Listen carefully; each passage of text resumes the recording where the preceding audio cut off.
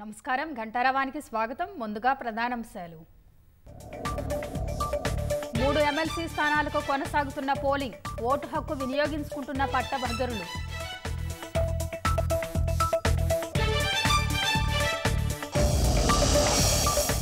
ఐదో రోజు ఎస్ఎల్బీసీ టన్నెల్లో ముమ్మర సహాయ చర్యలు. టీబీఎం అవశేషాలు, బురద తొలగిస్తున్న సిబ్బంది.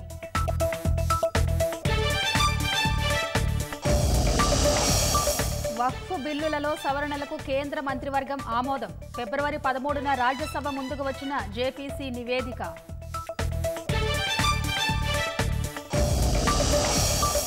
కుంభమేళా ముగిసిన ఆగని భక్తజన ప్రవాహం.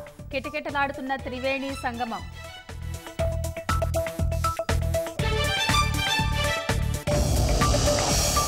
మానవ హక్కుల మండలిలో పాక్ చేసిన ఆరోపణలపై భారత్ ఆగ్రహం. మాకు ఉపన్యాసాలు ఇచ్చే స్థాయిలో మీరు లేరంటూ చొరకలు.